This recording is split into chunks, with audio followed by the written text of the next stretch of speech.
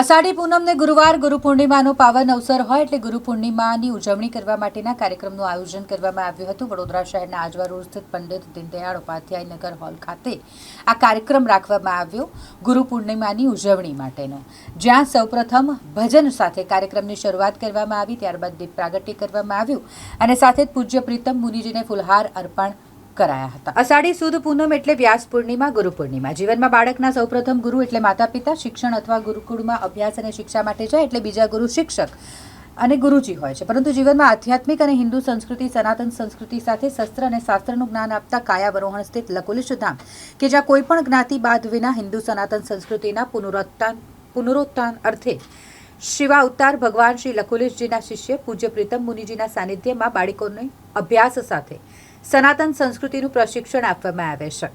ત્યારે અષાઢી પૂનમ ગુરુ પૂર્ણિમાનો મહોત્સવ હોય આજવા રોડ સ્થિત પંડિત દીનદયાળ ઉપાધ્યાય નગર ગૃહ ખાતે ઉજવણી કરવામાં આવી। કાર્યક્રમની શરૂઆત બહાદુર ગઢવી અને તેમના ગ્રુપ દ્વારા ભજન પ્રસ્તુતિ સાથે થઈ। ત્યારબાદ દીપ પ્રાગટ્ય અને પછી પૂજ્ય પ્રીતમ મુનિજીને ફૂલહાર અર્પણ કરવામાં આવ્યો। હિન્દુ ગુરુકુળમાં અભ્યાસ કરતા બાળકોએ ભાગવત ગીતાના 12મા અધ્યાય તેમજ શ્લોકોનું પઠન કર્યું। સાથે જ બાળકો દ્વારા ભગવાન શ્રી વિષ્ણુના વિવિધ 9 અવતારો જેમાં મત્સ્ય, કુર્મ, વારા, નરસિંહ, વામન, પરશુરામ, શ્રીરામ, શ્રી કૃષ્ણ અને ભગવાન શ્રી કલ્કી અવતારો સાથે અલગ અલગ યોગાસનો રજૂ કર્યા।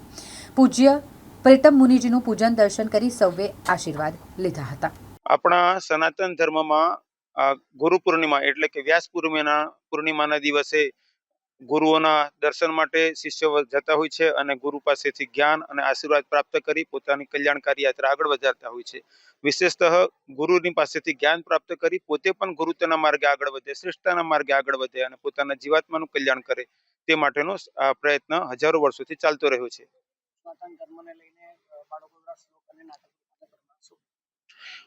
અમારા વડોદરા પાસે કાયાવરોણમાં હિન્દુ ગુરુકુળના બાળકોએ અહીંયા ભગવદ્ ગીતાના 12મા અધ્યાયનું તેમજ કેટલાય વૈદિક શ્લોકોનું નિદર્શન કર્યું। ગુરુકુળમાં બાળકોને સંસ્કૃત સાથે શાસ્ત્રનો અભ્યાસ કરવામાં આવે છે, યજ્ઞ યોગ શીખવામાં આવે છે, તેમજ વર્તમાન શિક્ષણ પણ આપવામાં આવે છે। પ્રયત્ન કરીએ છીએ કે બાળકો સંસ્કાર, શિક્ષણ સાથે જ શ્રેષ્ઠ જીવન જીવવા માટે અનેકો પ્રકારની વિદ્યાઓ પ્રાપ્ત કરે, પોતાના કલ્યાણ સાથે સર્વ કલ્યાણ માટે પ્રયત્નશીલ બને।